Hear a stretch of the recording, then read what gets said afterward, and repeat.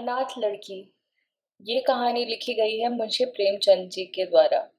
तो आइए the old street में आज ये कहानी पढ़ते हैं। अनाथ लड़की। सेठ पुरुषोत्तम दास पूना की सरस्वती पाठशाला का मुआयना करने के बाद बाहर निकले तो एक लड़की ने दौड़कर उनका दामन पकड़ लिया। सेठ जी रुक गए और मोहब्बत से उसकी तरफ देखकर पूछा, क्या नाम है? लड़की ने जवाब दिया, रोहिणी।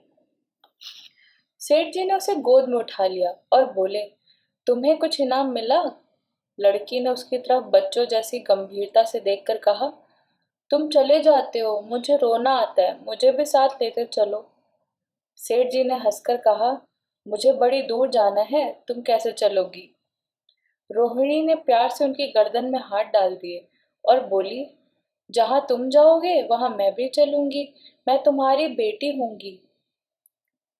मदरसे के अफसर ने आगे बढ़कर कहा, इसका बाप साल भर हुआ नहीं रहा, माँ कपड़े सीती है, बड़ी मुश्किल से गुजर होती है। सेठ जी का स्वभाव में बहुत ही करुणा थी। यह सुनकर उनकी आंखें भर आई। उस भोली प्रार्थना में वह दर्द था जो पत्थर से दिल को पिघला सकता था। बेकसी और यतीमी इससे ज्यादा दर्दनाक ढंग से जाहिर करना बड़ा नामुमकिन था। उन्होंने सोचा, इस नन्हे से दिल में न जाने क्या अरमान होंगे और लड़कियां अपने खिलौने दिखाकर कहती होंगी, यह मेरे बाप ने दिया है। वह अपने बाप के साथ मदरसे आती होंगी, उसके साथ मेलों में जाती होंगी और उनकी दिलचस्पियों की जिक्र करती होंगी। यह सब बातें सुन सुनकर इस भोली लड़की को भी ख्वाहिश होती होगी कि मेरा भी बाप होता। माँ की मोहब्बत में गहराई और आत्मिकता होती है जिसे बच्चे समझ नहीं सकते। बाप की मोहब्बत में खुशी और चाव होता है जिसे बच्चे खूब समझते हैं। सेठ जी ने रोहिणी को प्यार से गले लगा लिया और बोले, अच्छा, मैं तुम्हें अपनी बेटी बनाऊंगा, लेकिन खूब जी लगाकर पढ़ना पड़ेगा। अब छुट्टी का वक्त आ गया है, मेरे साथ आओ, तुम्हें घर पहुंचा दूं। यह कहकर उन्होंने रोहिणी को अपनी मोटर कार में बिठा लिया। रोहिणी ने बड़े इत्मीनान और गर्व से अपनी सहेलियों की तरफ देखा और उसकी बड़ी बड़ी खुशी वाली आंखें चमक रही थी और चेहरा चांदनी रात की तरह खिला हुआ था। सेठ ने रोहिणी को बाजार की खूब सैर कराई। कुछ देर बाद उसकी पसंद से कुछ अपनी पसंद से बहुत सी चीजें खरीदी। यहाँ तक कि रोहिणी बातें करते करते कुछ थक सी गई और खामोश हो गई। उसने इतनी चीजें देखी और इतनी बातें सुनी कि उसका जी भर गया। शाम होते होते रोहिणी के घर पहुंचे और मोटर कार से उतरकर रोहिणी को अब अपना कुछ आराम मिला। दरवाजा बंद था। उसकी माँ किसी ग्राहक के कपड़े देने गई थी। रोहिणी ने अपने तोहफों को उलटना पलटना शुरू किया।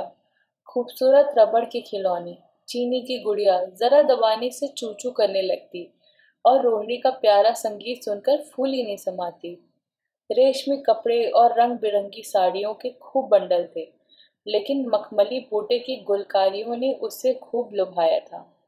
उसे उन चीजों को पाने से जितनी खुशी थी, उससे ज्यादा उन्हें अपनी सहेलियों को दिखाने की बेचैनी थी। सुंदरी के जूते अच्छे सही, लेकिन उनमें ऐसे फूल कहाँ हैं? ऐसी गुड़िया उसने कभी देखी ही नहीं होगी। इन ख्याल से उसके दिल में उमंग भर आती और वह अपनी मोहिनी आवाज में एक गीत गाने लगती। सेठ जी दरबार पर खड़े इस पवित्र दृश्य को देखकर आनंद ले रहे थे। इतने में रोहिणी की माँ रुक्मणी कपड़ों की एक पोटली लिए हुए आती दिखाई दी। रोहिणी ने खुशी से पागल होकर एक छलांग भरी और उसके पैरों से लिपट गई। रुक्मणी का चेहरा पीला था, आंखों में हसरत और बक्सी छुपी हुई थी। गुप्त चिंता का सजीव मूर्ति मालूम होती थी, जिसके लिए जिंदगी में कोई सहारा नहीं। मगर रोहिणी को जब उसने गोद में उठाकर प्यार से चूमा, तो जरा देर के लिए उसकी आंखों में उम्मीद और जिंदगी की झलक आ गई। मुरझाया हुआ फूल खिल गया। बोली, आज तो इतनी देर कहाँ रही? मैं तुझे ढूंढने पाठशाला गई थी। रुक्मणी ने हुमक कर कहा, मैं मोटर कार में बैठी बाजार गई थी, वहां से बहुत अच्छी अच्छी चीजें लाई हूँ, वह देखो कौन खड़ा है। माँ ने सेठ जी की तरफ ताका और लजाकर सर झुका लिया। बरामदे में पहुंचते ही रुक्मणी माँ की गोद से उतरकर सेठ जी के पास गई और अपनी माँ को यकीन दिलाने के लिए भोलेपन से बोली, क्यों, तुम मेरे बाप हो ना? सेठ जी ने उसे प्यार करके कहा, हाँ, तुम मेरी प्यारी बेटी हो। रोहिणी ने उसके मुंह की तरफ याचना भरी आंखों से देखकर कहा, अब तुम रोज यहाँ रहा करोगे? सेठ जी ने उसके बाल सुलझाकर जवाब दिया, मैं यहाँ रहूंगा तो काम कौन करेगा? मैं कभी कभी तुम्हें देखने आया करूंगा, लेकिन वहां से तुम्हारे लिए अच्छी अच्छी चीजें लाऊंगा। रोहिणी कुछ उदास सी हो गई। इतने में उसकी माँ ने मकान का दरवाजा खोला और बड़ी फुर्ती से मैले बिछौने और फटे हुए कपड़े समेटकर कोने में डाल दिए कि कहीं सेठ जी की निगाह उन पर न पड़ जाए। यह स्वाभिमानी स्त्रियों की खास अपनी चीज है। रुक्मणी अभी सोच में पड़ी थी कि मैं इनकी क्या खातिर तवज्जुब करूं। उसने सेठ जी का नाम सुना था। उसका पति हमेशा उनकी बड़ाई किया करता था। वह उनकी दया और उदारता की चर्चाएं अनेकों बार सुन चुकी थी। वह उन्हें मन ही मन देवता समझा करती थी। उसे क्या उम्मीद थी कि कभी उसके घर में भी उनके कदम पड़ेंगे, लेकिन आज के दिन ऐसा संयोग आया तो वह इस काबिल भी नहीं कि उन्हें बिठाने के लिए एक मोड़ा दे सके। घर में पान और इलायची भी नहीं है। वह अपने आंसुओं को किसी तरह न रोक सकी। आखिर जब अंधेरा हो गया तो पास से ठाकुर द्वार से घंटों और नगाड़ों की आवाजें आने लगी।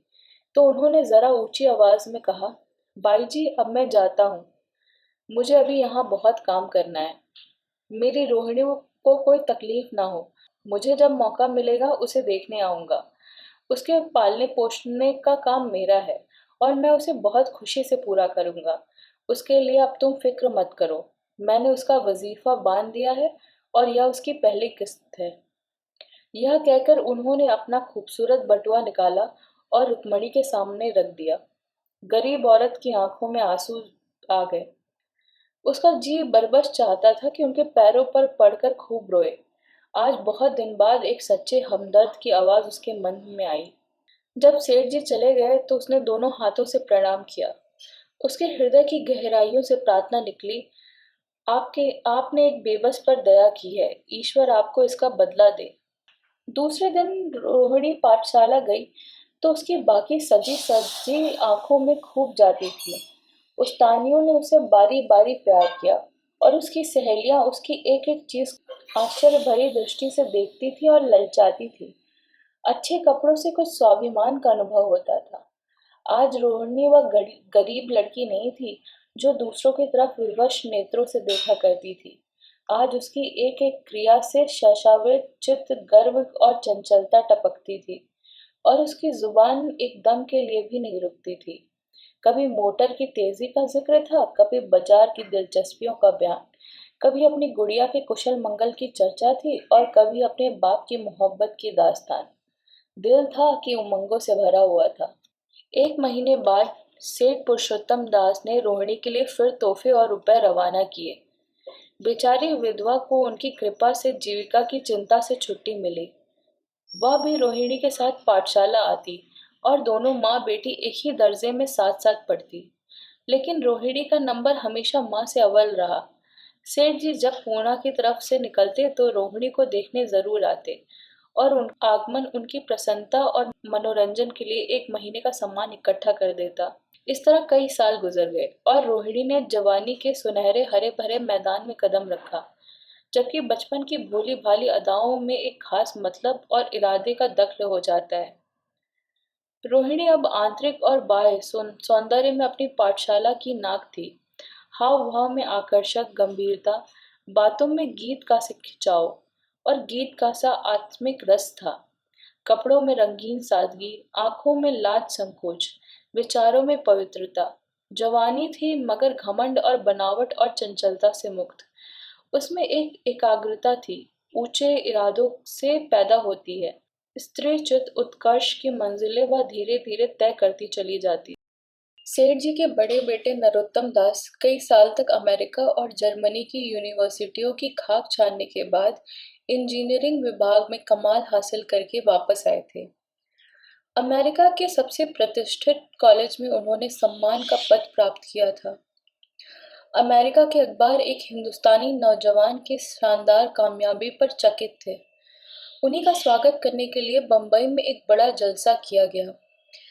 इस उत्सव में शरीक होने के लिए लोग दूर दूर से आए थे। सरस्वती पाठशाला को भी निमंत्रण मिला और रोहिणी को सेठानी जी ने विशेष रूप से आमंत्रित किया। पाठशाला में हफ्तों तैयारियां हुई। रोहिणी को एक दम के लिए भी चैन नहीं था। यह पहला मौका था कि उसने अपने लिए बहुत अच्छे अच्छे कपड़े बनवाए। रंगों के चुनाव में वह मिठास थी। काट छाट में भी वह फबन उसकी सुंदरता चमक उठी। सेठानी कौशल्या देवी उसे लेने के लिए रेलवे स्टेशन पर मौजूद थी।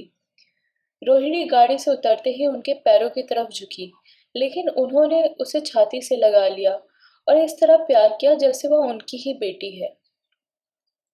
वह उसे बार बार देखती थी और आंखों से गर्व और प्रेम टपकता था। इस जलसे के लिए ठीक समुंदर के किनारे एक हरे भरे सुहाने मैदान में एक लंबा चौड़ा शामियाना लगाया गया था। एक तरफ आदमियों का समुद्र उमड़ा पड़ा था और दूसरी तरफ समुद्र की लहरें उमड़ रही थी। गोया वह भी इस खुशी में शरीक थी। जब उपस्थित लोगों ने रोहिणी बाई के आने की खबर सुनी तो हजारों आदमी उसे देखने के लिए खड़े हो गए। यह तो वही लड़की है जिसने अब की शास्त्री की परीक्षा पास की है। जरा उसके दर्शन करने चाहिए। अब भी इस देश की स्त्रियों में ऐसे रत्न मौजूद हैं। भोले भाले देश प्रेमियों में इस तरह की बातें होने लगी। शहर की कई प्रतिष्ठित महिलाओं ने आकर रोहिणी को गले लगाया और आपस में उसके सौंदर्य और उसके कपड़ों की चर्चा होने लगी। आखिर मिस्टर पुरुषोत्तम दास तशरीफ लाए। हालांकि वह बड़ा शिष्ट और गंभीर उत्सव था, लेकिन उस वक्त दर्शन की उत्कंठा पागलपन की हद तक पहुंची जा रही थी। एक भगदड़ सी मच गई। कुर्सियों की कतार कुछ गड़बड़ हो गई। कोई कुर्सी पर खड़ा हुआ था, उसके कोई हाथों पर। कुछ मनचले लोगों ने शामियाने की रस्सियां पकड़ी और उन पर जा लटके। कई मिनट तक यही तूफान मचा रहा। कहीं कुर्सियां टूटी, कहीं कुर्सियां उल्टी, कई कोई किसी पर गिरा, कोई किसी के नीचे। ज्यादा तेज लोगों में धैला धप्पा होने लगा। तब बीन की सुहानी आवाज आने लगी। रोहिणी ने अपनी मंडली के साथ देश प्रेम में डूबा हुआ गीत गाना शुरू किया।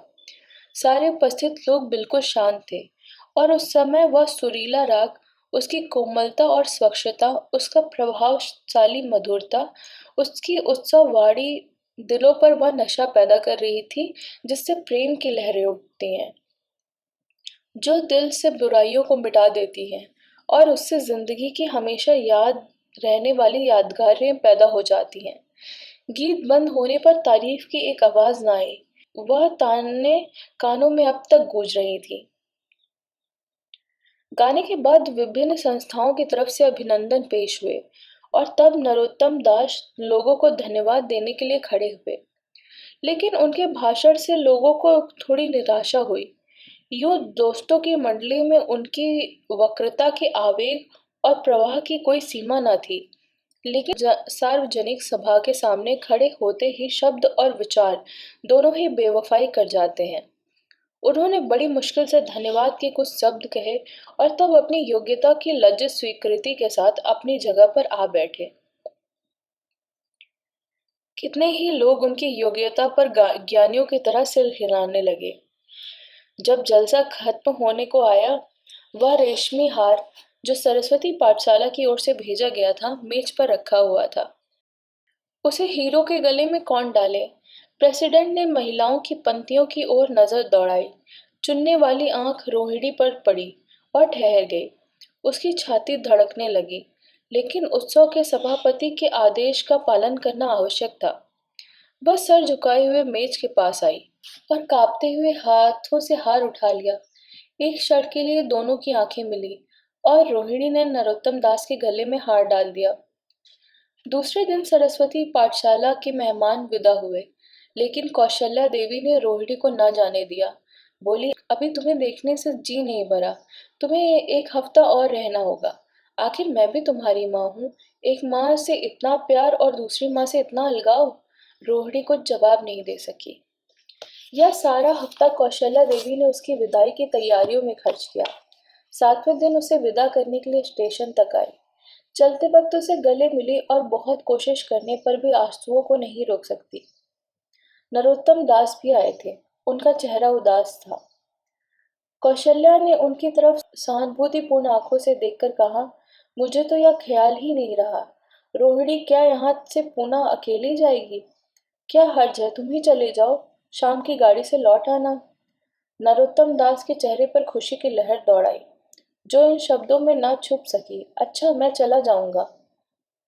वह इस फिक्र में ही थे कि देखे विदाई की बातचीत का मौका भी कब मिलता है या नहीं मिलता। अब वह खूब जी भर कर दर्द दिल सुनाएंगे और मुमकिन हुआ तो उस लाज संकोच को भी जो उदासीनता के पर्दों में छुपी हुई है मिटा देंगे। रुक्मणी को अब रोहिणी की शादी की फिक्र पैदा हुई। पड़ोस की औरतों में इसकी चर्चा होने लगी। लड़की इतनी सियानी हो गई है, अब क्या बुढ़ापे में ब्याह होगा? कई जगह बात आई। उनमें कुछ बड़े प्रतिष्ठित घराने भी थे। लेकिन जब रुक्मणी उन पैमानों को सेठ जी के पास भेजती तो वह यही जवाब देते कि मैं खुद फिक्र में हूँ। रुक्मणी को उनकी यह टाल मटोल बुरी मालूम होती थी। रोहिणी को बंबई से लौटे महीना भर हो चुका था। एक दिन वह पाठशाला से लौटी तो उसे अम्मा की चरपाई पर एक खत पड़ा हुआ मिला।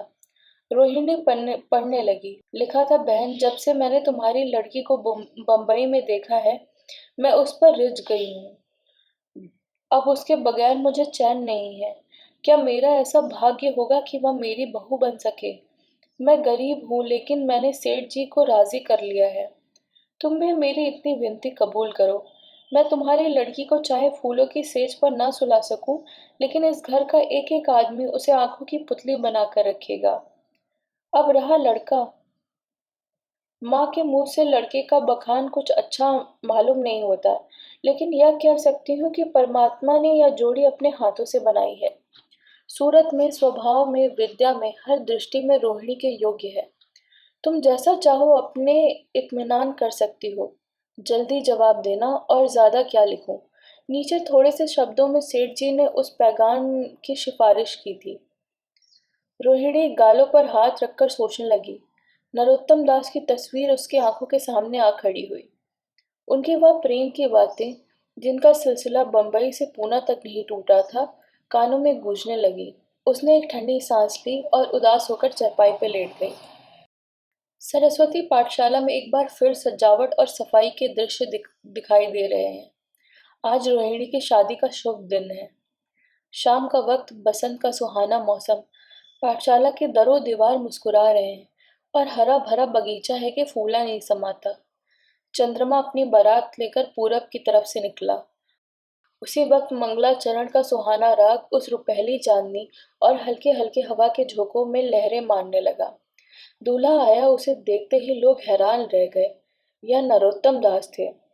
दूल्हा मंडप के नीचे गया। रोहिणी की माँ अपने को रोक न सकी। उसी वक्त जाकर सेठ जी के पैरों पर गिर गई। रोहिणी की आंखों में प्रेम और आनंद के आंसू बहने लगे। मंडप के नीचे हवन कुंड बना था। हवन शुरू हुआ। खुशबू की लपटें हवा में उठी और सारा मैदान महक गया। लोगों के दिलो दिमाग में ताजगी की उमंगें पैदा हुई। फिर संस्कार की बात आई। दूल्हा दुल्हन ने आपस में हमदर्दी, जिम्मेदारी और वफादारी के पवित्र शब्द अपनी जुबान से कहे। विवाह की वह मुबारक जंजीर गले में पड़ी, जिसमें वजन है, शक्ति है, पाबंदियां हैं, लेकिन वजन के साथ सुख और पाबंदियों के साथ विश्वास है। दोनों दिल में उस वक्त एक नई बलवान आत्मिक शक्ति का अनुभूति हो रही थी। जब शादी की रस्में खत्म हो गईं, तो नाच गान का मजालिश का दौर हुआ। मोहक गीत गूंजने लगे। सेठ जी थक कर चूर हो गए थे। जरा दम लेने के लिए बगीचे में जाकर एक बेंच पर बैठ गए। ठंडी ठंडी हवाएं आ रही थी। एक नशा सा पैदा करने वाली शांति चारों तरफ छाई हुई थी। उस वक्त रोहिणी उनके पास आई और उनके पैरों से लिपट गई। सेठ जी ने उसे उठाकर गले लगाया और हंसकर बोले, क्यों, अब तो तुम मेरी बेटी हो गई। ये कहानी यही समाप्त होती है। कहानी पसंद आए तो चैनल को लाइक, शेयर और सब्सक्राइब करें।